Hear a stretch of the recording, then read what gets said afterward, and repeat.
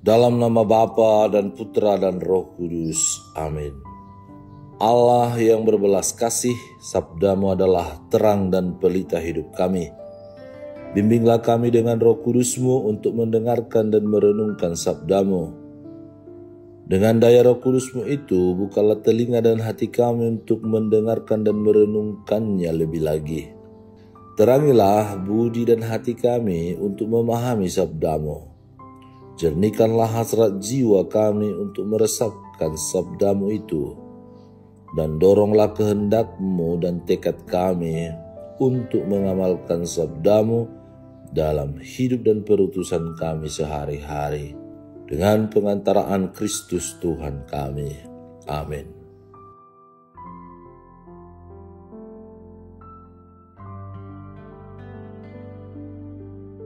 Tuhan bersamamu dan bersama rohmu. Inilah Injil suci menurut Yohanes.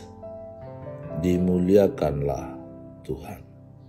Pada waktu itu ada pesta perkawinan di Kana yang di Galilea, dan ibu Yesus ada di situ. Yesus dan murid-muridnya diundang juga ke perkawinan itu. Ketika mereka kekurangan anggur, Maria berkata kepada Yesus, "Mereka kehabisan anggur." Kata Yesus kepada ibunya, "Mau apakah engkau daripadaku, Ibu? Saatku belum tiba." Tetapi ibu Yesus berkata kepada pelayan-pelayan, "Apa yang ia katakan kepadamu, buatlah." Di situ ada 6 tempayan yang disediakan untuk pembasuhan menurut adat orang Yahudi. Masing-masing isinya 2-3 buyung. Yesus berkata kepada pelayan-pelayan itu, "Isilah penuh tempayan-tempayan itu dengan air." Dan mereka pun mengisinya sampai penuh. Lalu kata Yesus kepada mereka, "Sekarang cedoklah dan bawalah kepada pemimpin pesta." Lalu mereka pun membawanya. Setelah pemimpin pesta itu mengecap air yang telah menjadi anggur itu, dan ia tidak tahu dari mana datangnya, tetapi pelayan-pelayan yang mencedok air itu mengetahuinya.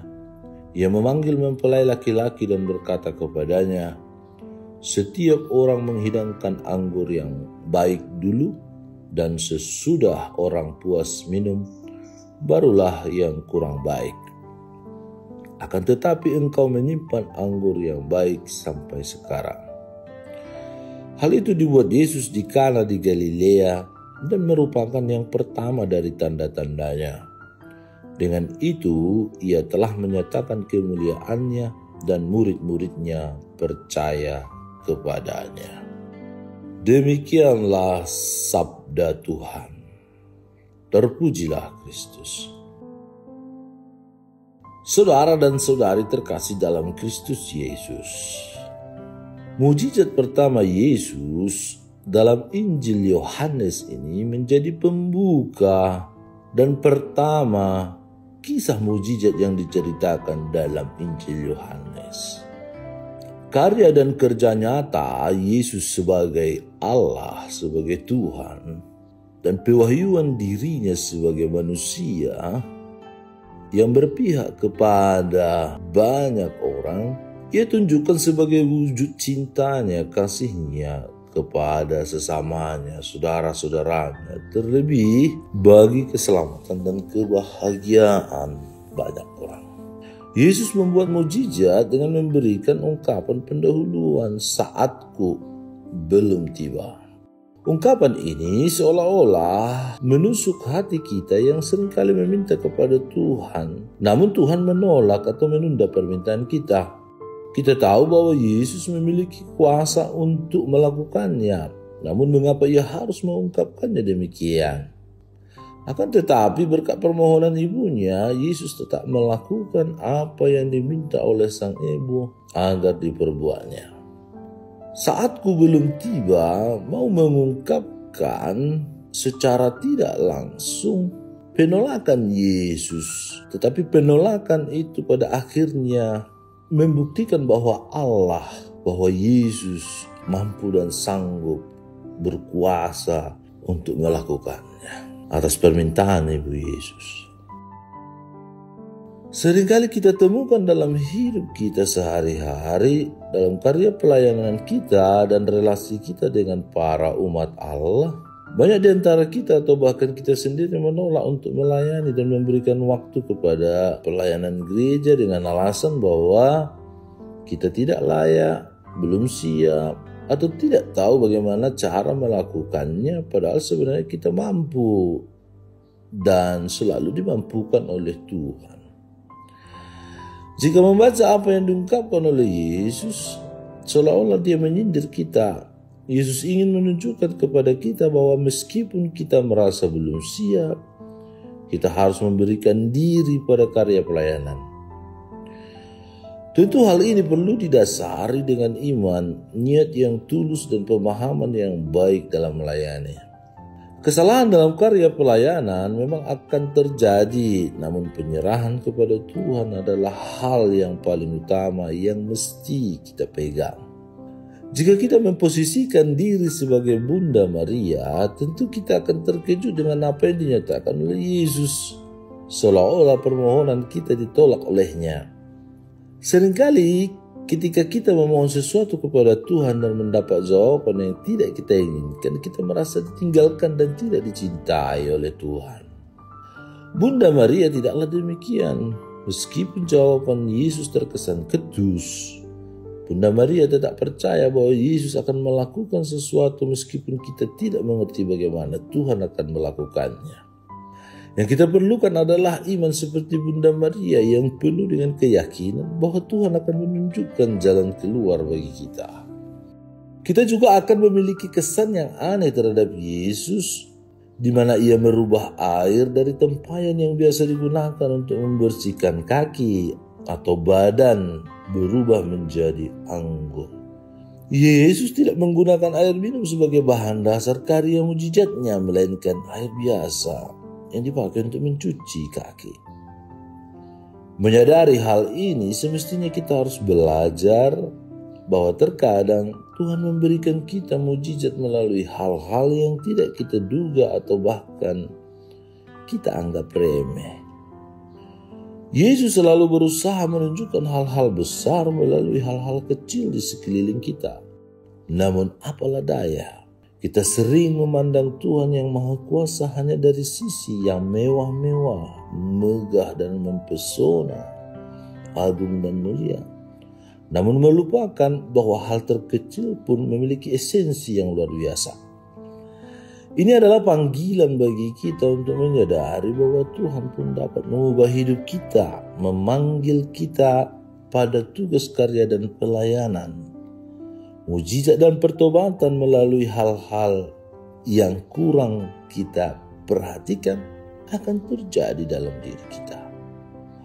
Dan pada akhirnya, jika kita benar-benar memerhatikan hal-hal sederhana, tetap tekun dan setia serta konsekuen, membina hidup beriman kita dengan berdoa, serta yakin untuk melayani dan memberikan diri meskipun kita merasa belum siap, masih merasa belum mampu, belum matang, dan lain sebagainya.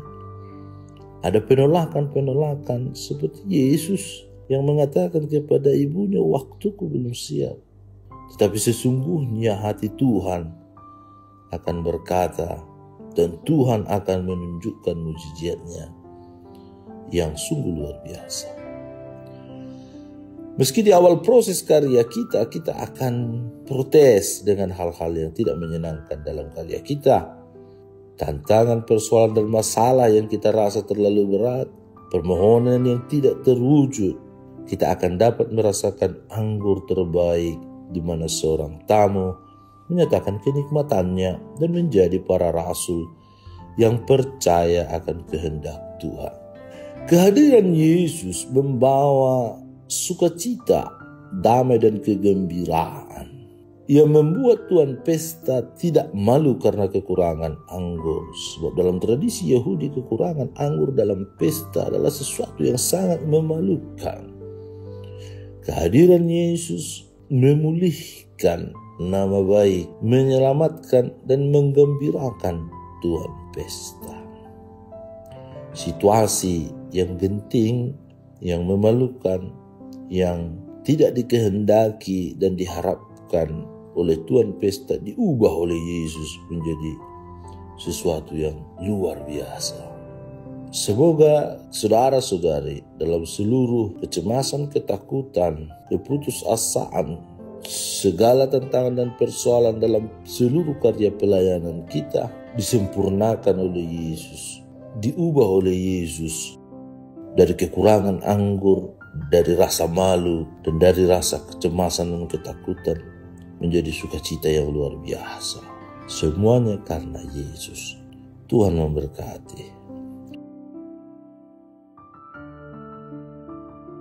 Allah yang Maha Kuasa dan Kekal, Engkau mengatur segala yang di langit dan di bumi. Maka dengarkanlah dengan rela seluruh permohonan dan doa-doa umat-Mu, dan berilah damai-Mu bagi kami pada zaman ini, seperti Engkau hadir mengubah air menjadi anggur, memulihkan kecemasan, ketakutan, rasa malu dengan sukacita, kegembiraan, dan kebahagiaan bagi kami. Dengan pengantaran Yesus Kristus Tuhan kami. Amin. Tuhan bersamamu dan bersama rohmu. Semoga saudara sekalian dilindungi, dibimbing, dan diberkati oleh Allah yang Maha Kuasa, Bapa dan Putra dan Roh Kudus. Amin. Allah Bapa kami, penuntun kehidupan, Engkau telah menuntun Abraham menuju tanah terjanji. Engkau juga menuntun bangsa Israel menuju tanah Yerusalem melalui tangan Musa.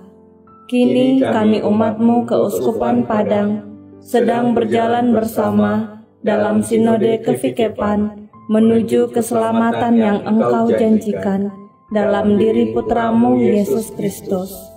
Tuntunlah peziarahan hidup kami dengan kuasa Roh Kudus-Mu, agar kami tetap tabah, sabar dan setia menghadapi kesulitan dan tantangan hidup.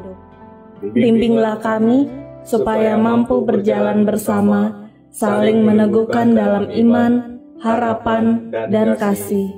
Bunda Maria, doakanlah kami putra-putrimu sepanjang sinode kefikepan ini berlangsung.